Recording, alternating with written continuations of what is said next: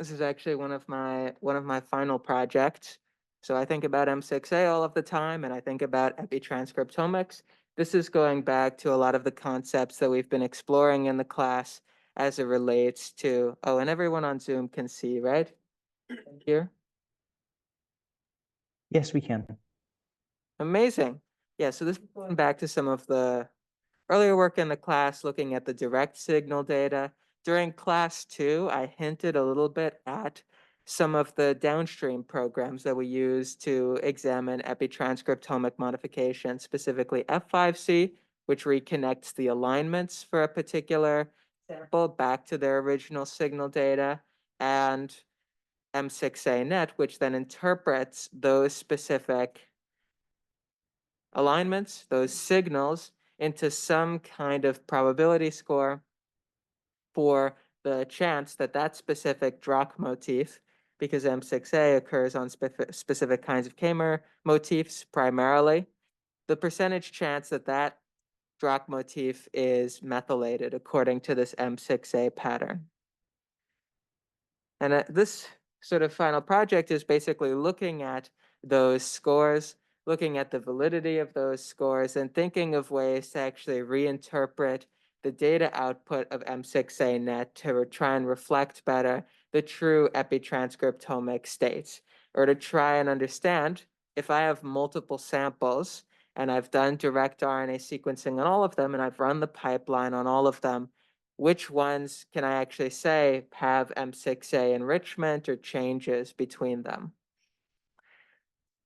The impetus for this is that the actual probability scores output by M6A net, that those aren't very accurate. They rely on a single direct RNA run from when the paper was established, and they utilize this M6A-seq method, which is again a sort of antibody-based technique for capturing M6A in order to generate training labels for the machine learning model and to tell the machine learning model what's correct and what's not. As a result, M6A net incorporates the errors that have been common or present in peak calling algorithms for M6A and those differences and changes, which have been explored previously in the Mason lab, not by myself, but by former graduate students and postdocs. The big idea for what this new method would do is not to rely on M6A net to provide an absolute probability for what the status of a particular Dirac motif is, but two, for a specific Dirac motif in a specific location in the transcriptome, look at the distribution of all of the signals and understand whether M6A net is calling to different peaks. The idea being, if across all the individual molecules that cover a particular site, there are multiple peaks, that it is recognizing that there is a potential difference in methylation status, even if we can't assign absolutely whether one peak is methylation and one peak is not. We just know that some molecules are methylated and some aren't. So we can say that this is a site undergoing active methylation.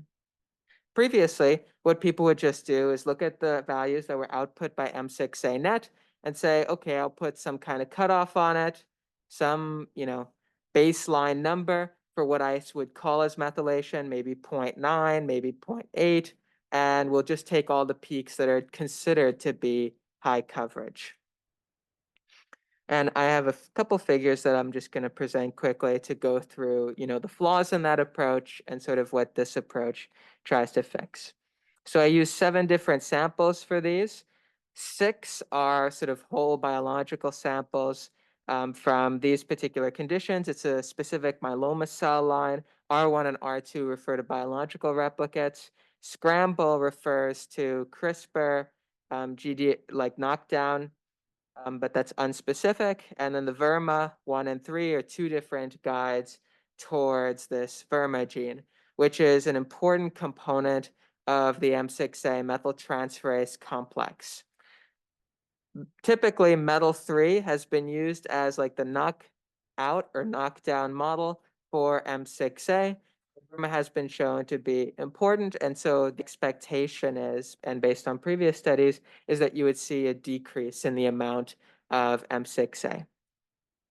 And then there's this in vitro transcribed sample, RNA sample that we have in the lab, which basically served in my framing here as a control for no M6A.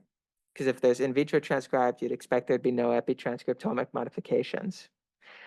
And M6A net outputs this data.indiv_probab CSV file that again lists all of the individual molecules that you might have, and it lists what the methylation probability is associated with each molecule for each site. So these CSV files actually get really, really large, of tens of millions of rows, typically up to 2 gigabytes large.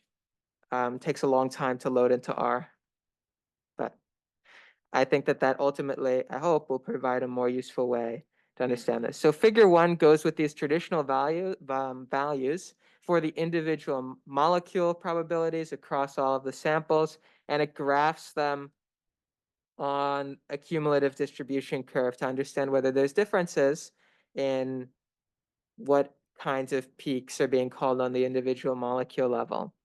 And I think the most notable thing about this figure is that nothing really looks different, not even the IVT, which is supposed to have no epitranscriptomic modifications called.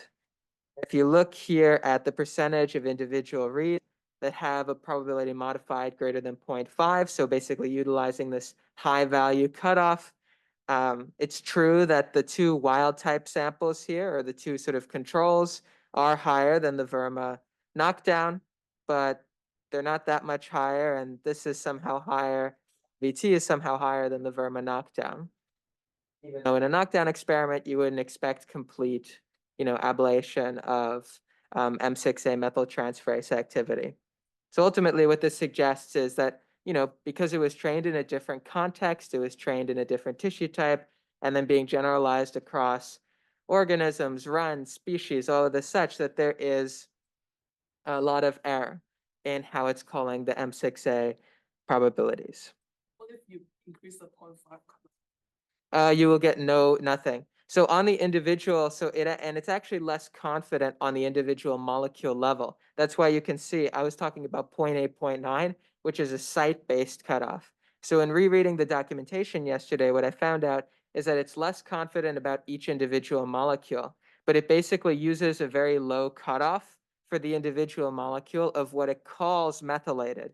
And then when it calculates the site probability, what it'll do is it'll take all the reads for that site that hit this low cutoff and include them as methylated, and then just put it over the total number of reads. So if basically it will take for a specific site all the things that are to the right of this, count how many reads there are for that, and divide it by the total. And that's how you get like 0.8, 0.9, etc. But yes, if you increase this cutoff, you'll get no reads.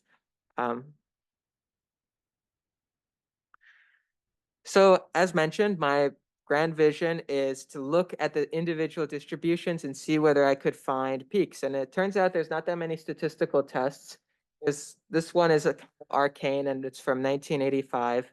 But it basically looks at these kinds of ECDF curves, and it looks at probability distributions. And if your probability distribution has a dip in it, it will be able to quantify how much you need to change your function, or how much you need to change in order to not have that dip anymore. What's the maximum change that needs to occur? On that basis, creates a statistic, looks at a normal distribution and sees, is it statistically significant? So I applied this dip test to every single site, and then looked at the dip test statistics for all of the samples. And I mean, the good thing, at least as I have put it, in this graph, is that at least the IVT, which has no modifications, now is actually shifted to the left relative to all of the biological samples. It's kind of difficult to see if there's any differences between those biological samples, but ultimately, perhaps verma can also be characterized as really modifying the M6A profile and, not completely ablating it. That biological difference isn't necessarily captured here. Nevertheless, if you look at the actual number of statistically significant dip tests in all of these collections, the two control wild type have a higher number of dip tests that are statistically significant compared to the verma knockdown. So there is increase there, and I haven't put the data here, but that increase is different from like technical coverage variation that you might assume. Because if there's more coverage in a sample, more sites will be picked up, et cetera, and more data will be available. This is independent, and it doesn't follow those same trends. And then to understand if this was biologically, if there was any biological significance, I took all of the statistically significant sets and overlapped them. So this is like a big fancy Venn diagram where this would represent the overlap between all 6.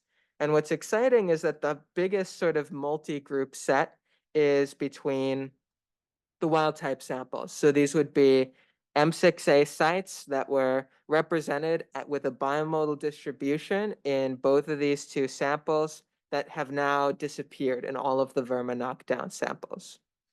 And then the next biggest set is the set of M6A sites that is shared across all of the biological samples. There's also big sets that are associated with each individual sample, which may just represent the fact that M6A is very dynamic, modular, and individualized. It may represent current shifts that are being induced by neighboring modifications or upstream modifications. And well, I guess they'd technically be downstream in the molecule, but upstream in terms of the sequencing process, or other aberrations or reasons that I can't think of right now.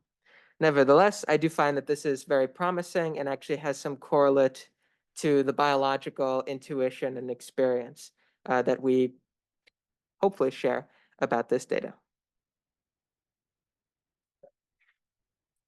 That's where I'm at with the statistical test. And hopefully, right, in your final project, if any of you are interested in exploring these kinds of ideas and thinking about calling RNA modifications, differences in RNA modifications, that will also be available.